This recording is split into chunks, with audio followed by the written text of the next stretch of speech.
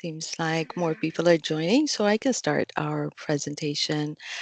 Good afternoon, everyone, and welcome to the Special Events Virtual Community Meeting. I am Lily Gazoo with the Department of Planning and Development in the Zoning Administration Division, and I am the planner working on this zoning ordinance amendment. Today, I'm joined by Casey Judge and Bill Mayland, also from the Department of Planning and Development. Casey will be monitoring the chat box and helping us moderate the Q&A session at the end of the presentation. If you have any questions during the presentation, I would ask that you type in the chat at any time. However, I'd like to ask that you wait until the end of the presentation to ask questions by raising your hands and unmuting your mics, which Casey will call on you. So with that, let me go ahead and share my presentation.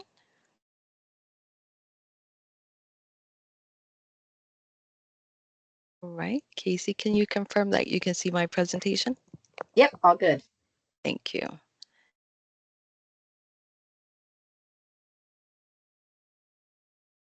So to give you a brief background on the zoning ordinance amendment, it is initiated in response to the board's direction to staff to evaluate current zoning regulations for special events. More specifically, the board directed us to evaluate the existing standards and review processes for special events and consider ways to increase flexibility, including revising the time limits and removing unnecessary impediments, as these types of uses add vitality to communities by encouraging the activation of spaces and placemaking in the county.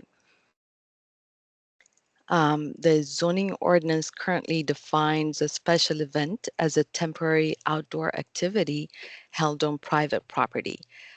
This includes various activities such as seasonal sales, community events, and festivals. And in order for an event organizer to proceed with such events, an administrative permit is currently required if the event does not exceed 21 days, or a special permit will be required for a longer period than 21 days. The fee for an administrative permit and a special permit are currently $240 and $4,805 respectively. There's no specific parking rate for temporary uses, but the standards require that adequate provision for off-street parking and loading must be demonstrated in the permit application. Our review in the zoning permit section is usually the first stop for these types of applications, and our staff conducts a preliminary review of the special event application, which is submitted online through the county's Plus application portal. Depending on the type of special event application, review and approval by other partner agencies such as the fire department, the health department, land development services, or even the Virginia Department of Transportation or the Virginia Alcoholic Beverage Control or ABC may be required. For instance, the health department is notified through the PLUS system if food services or exterior sanitation facilities are involved in the event. Other agencies like the Fire Marshal's Office may also require separate applications and approvals based on the event type, including the number of attendees and whether tents or propane tanks are involved, to ensure that life safety code requirements are addressed. In conducting our research and soliciting feedback from our partner agencies, we have found that the permitting process for special events is essential to address health and safety concerns and to provide safeguards against potential impacts on neighboring properties. And based on this, we recommend retaining the review and permit requirements, especially for the larger or more intense special events, while potentially looking at allowing certain smaller short-term or pop-up events without specific zoning or administrative permits. The option we are presenting today are our preliminary recommendations and are aimed at ensuring safe and organized special events. These includes emphasizing adherence to relevant codes as well as ensuring that necessary permits and licenses are obtained, and all special events, regardless of the permit type, must still comply with county, state or federal code requirements. We reviewed the current standards in the zoning ordinance and researched neighboring jurisdictions in proposing these options. We are proposing to allow events that last no longer than 1 day and no more than 8 hours at the most, excluding setup and breakdown as long as the number of expected attendees does not exceed 200 at any one time by right. For these events to be eligible for the by right option, the event may not require further review and permitting by any other agency. Examples of these types of events may be, a one-day grand opening for retail stores or other similar businesses. We're not proposing changes to the existing standards that allow events on properties owned by the county, park authority, or Fairfax County Public Schools without an administrative permit. All events that do not qualify or meet the requirements for the by right option would require either an administrative permit or a special event. For the administrative permit, we're looking at a tiered approach where tier 1 will apply to smaller events, but with more days and more attendees than the by right option, with the event duration increased to a maximum of 2 days and the number of attendees increased to 499. And then there will be a fee of $120, which is less than the current special event permit application fee. Similar to the by right option, events that qualify for the Tier 1 administrative permit must also not require review or approval by other agencies. Examples include a 1 or 2 day festival on a church lot with less than 500 attendees, as large outdoor public assemblies of 500 persons or more typically would require review and approval by the fire department's fire marshal's office because these events may be more intense than those allowed by right. The zoning review of the administrative permit will ensure that any required review by other partners agencies is addressed, and zoning will notify either the partner agencies or the applicants will be notified to contact the other agencies. The second tier would be an option more consistent with the existing or the current standards in the zoning ordinance, in that it would be applicable to all other events that do not qualify for the by right or the tier 1 option. Tier 2 may include up to or more than, actually more than 500 anticipated attendees and would apply to any event that requires review and approval by other agencies. The fee for the tier 2 option is also the same as the current fee at $240.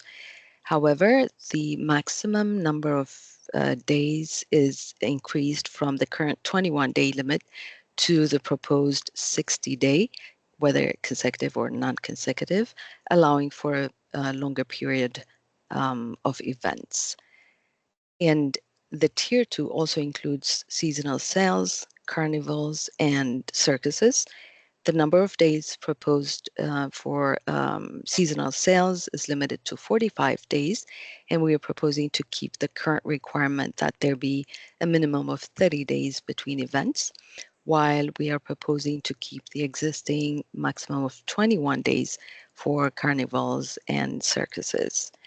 any event that exceeds 60 days or 45 days for seasonal sales and 21 days for carnivals and circuses would require special permit approval by the Board of Zoning Appeals.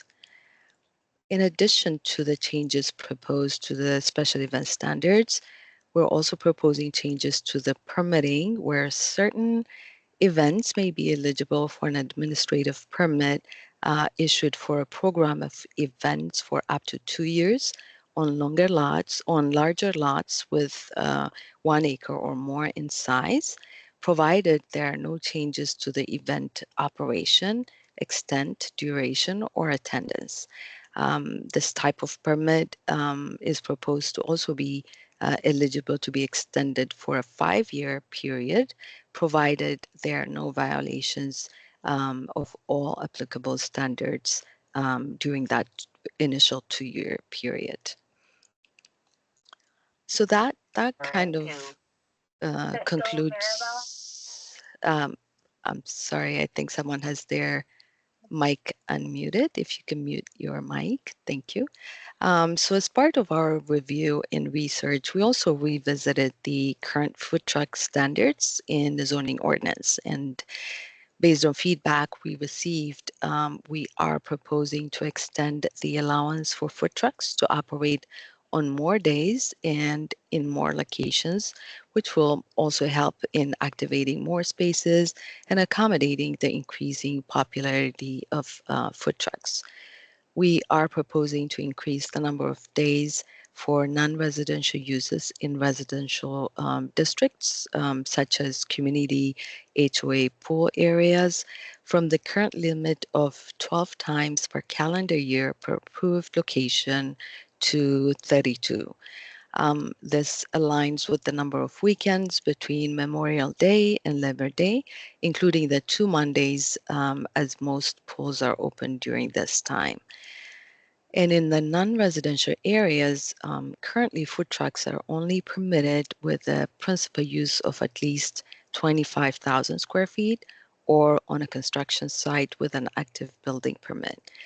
We are proposing to allow a maximum of 1 food truck at a time when the gross floor area is less than 25,000 square feet. And this would allow food trucks at locations that are currently not allowed. So that kind of concludes the changes, the overview of the changes proposed. We are currently, at this time, we're in the outreach phase. Once we get your comments today and additional feedback from other agencies and stakeholders, we will further refine the proposed changes and hope to get authorization by towards the the end of fall or early winter of this year. And then tentatively, we are looking at going before the the Planning Commission and Board of Supervisors public hearing, hopefully by late winter or early winter of next year. That concludes my presentation, and I'll take your questions. As mentioned earlier, you can either type in your questions in the chat section or feel free to raise your hands and unmute yourselves to ask the questions. Thank you.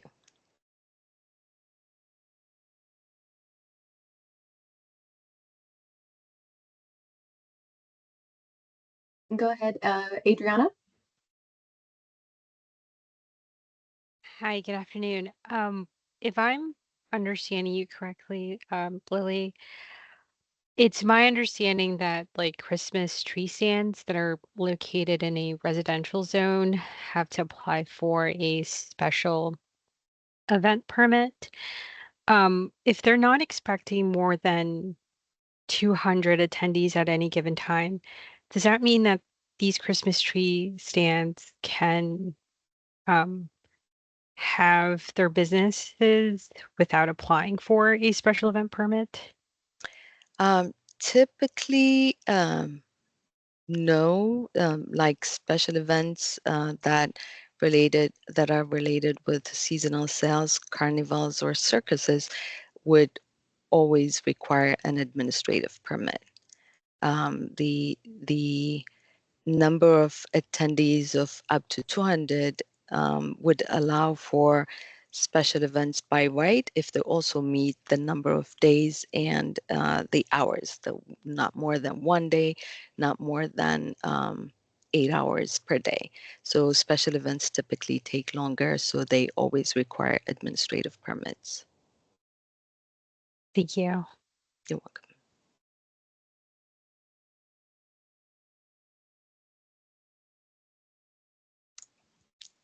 And let's see if we have anything in the chat section.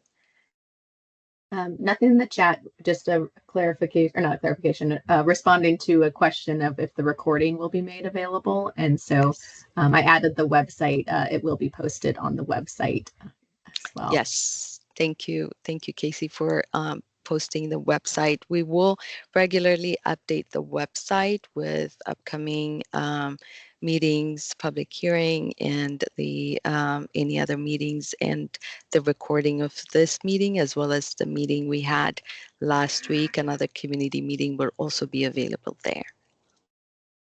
And so it looks like we have a hand from William. Yes, thank you. So just to be clear, any event that is less than 200 attendees and is less than 8 hours won't require an event permit? As currently proposed, any event that only takes 1 day, not more than 8 hours, and not more than 200 attendees could potentially be allowed by right without any administrative permit. But we also have a requirement, or proposing a requirement, that the event cannot trigger any other review. For example, if you have an exterior external toilet, the portable toilet, that requires review by the health department. So the minute the event triggers a review by another agency, it won't qualify for a by right special event. Thank you. And all requirements have to be met in order to be able to meet either the by right option or the tier 1 or the tier 2. It's not just like if you meet the 200 limit and you don't meet the others, you don't qualify for the by right. One of the classic examples I think we've been using for the by right one is like a grand opening event. Typically that would most likely fall under all of those standards and maybe not require review from another agency. So that today would need an administrative permit, but under the proposal would be allowed by right.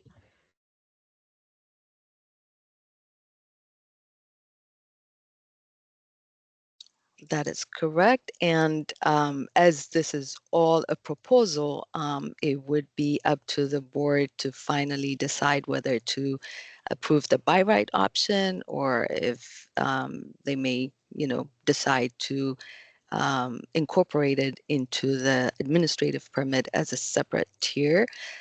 We are proposing options for the board to consider. I didn't not go into detail as far as the option, but for all the proposed options, the number of days, the number of attendees, we're providing options for the board to consider. All of that will be included in the draft text and the staff report that will be available on the special event website once it's available.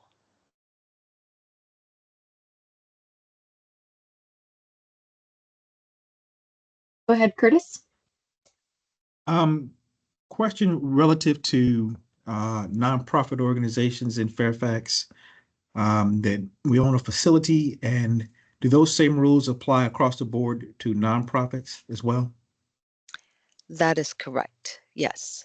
But to clarify, when you say do they apply to nonprofits, is it in terms of the standards, like the number of attendees, the number of days? Indeed, Yes. and the cost. Yes, I believe even currently nonprofits do pay the special event application, so it would be applicable. Okay, and just to not to belabor it, but it's if you're having an event that has less than 200 attendees, The recommendation is that it would not require a passive, assuming it met the 1 day threshold, less than 8 hour threshold, no outdoor toilet threshold, and any other requirements that might be available. Correct. So in, let's say the by right option is adopted, then there will not be a fee for that. And then for the smaller events that may be up to 2 days, for example, we're proposing to lower the current fee from the 240 that is currently charged for all special events to 120.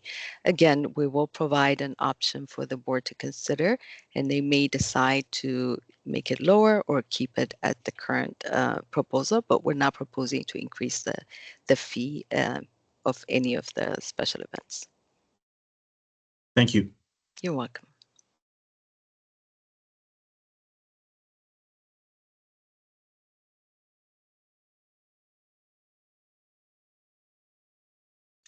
Any other comments or questions, feedback?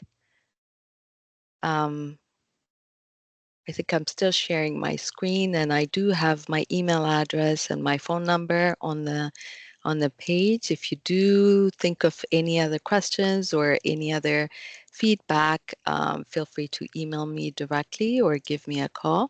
We do appreciate your attendance today, and we do appreciate your feedback, because that would help us really refine the proposal before going forward and present it to the board. So you still have time to submit your comments via email. All right, if there are no other questions, I will conclude this community meeting, and I appreciate your attendance today. Thank you so much. Thank you. Bye.